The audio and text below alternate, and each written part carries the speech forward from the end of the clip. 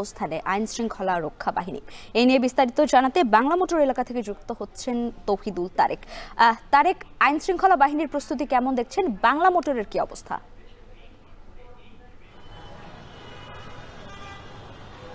লাইবা শুরুতেই শুরু করতে হচ্ছে আসলে গেল 13 নভেম্বরের বিষয়টি দিয়ে। আপনারা জানেন যে গেল 13 নভেম্বর কিন্তু নিষিদ্ধ ঘোষিত সংগঠন আওয়ামী লীগের যে কর্মসূচি ছিল সেই কর্মসূচিতে কিন্তু ঠিক বাংলা মোটরের এই জায়গাটিতেই কিন্তু তারা ককটেল বিস্ফোরণ ঘটিয়েছিল, যেটার কারণে আসলে পরবর্তীতে দুজনকে ধরা হয়। কিন্তু আজকের যে পরিস্থিতি সেটা বলা যেতে পারে যে পুরোপুরি স্বাভাবিক অবস্থা রয়েছে। আপনারা দেখতে পাচ্ছেন যে এই সময়টিতে আসলে কর্মব্যস্ত মানুষ অফিস থেকে ফেরে, এই যানবাহনের যে ভিড় থাকে সেটা কিন্তু আমরা লক্ষ্য করছি। তবে যে বিষয়টি উল্লেখ করতে হয় যে আগামীকাল শেখ হাসিনার যে মামলার রায় রয়েছে সেই রায়কে কেন্দ্র করে কিন্তু আইন শৃঙ্খলা রক্ষাকারী বাহিনী সতর্ক অবস্থানে রয়েছে। আপনারা দেখতে পাচ্ছেন যে পুলিশের একটি টহল টিম কিন্তু এখানে তারা অবস্থান করছে এবং সতর্ক অবস্থানে রয়েছে যে কোনো অনাকাঙ্ক্ষিত ঘটনা যাতে তারা এখানে তারা সেই নিরাপত্তাটা দিতে পারে এখানকার মানুষকে।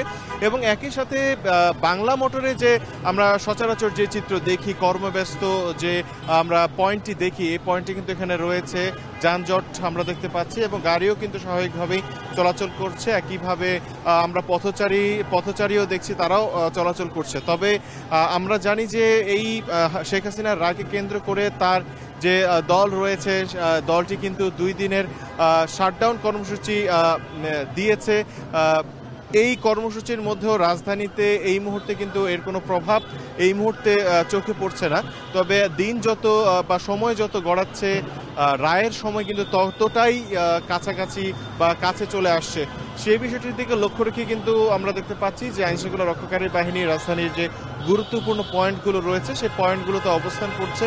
একই সাথে হাইকোর্টেও কিন্তু আমরা দেখেছি যে বিকেল থেকেই কিন্তু শুধু পুলিশ নয়, সেনাবাহিনী এবং বিজেপির সদস্যরাও কিন্তু সেখানে অবস্থান করছিলেন এবং পুলিশের পাশাপাশি বিজেপি এবং সেনাবাহিনীর সদস্যরাও কিন্তু এই আইন শৃঙ্খলা রক্ষায় কাজ করছে। আপনারা দেখতে পাচ্ছেন যে এখানে যে বাইক কিংবা অন্যান্য যে যানবাহনগুলো রয়েছে, নিরাপত্তার খাতিরে কিন্তু তাদেরকে তারা চেক করছেন যে কোনো ধরনের আসলে বিস্ফোরক বা কোনো ধরনের অরাজকতা তৈরির জন্য কেউ কোনো কাজ করছে কিনা।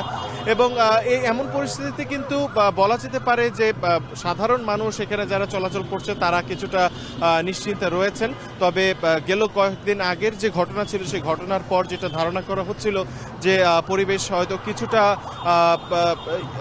শান্ত থাকতে পারে। তবে আমরা দেখতে পাচ্ছি যে রাজধানীর যে কর্মব্যস্ততা, সেই কর্মব্যস্ততা বাংলা মোটরের যে চিত্র সেটি কিন্তু আমি বলার চেষ্টা করেছি। এখানে পুরোপুরি স্বাভাবিক অবস্থা চলছে।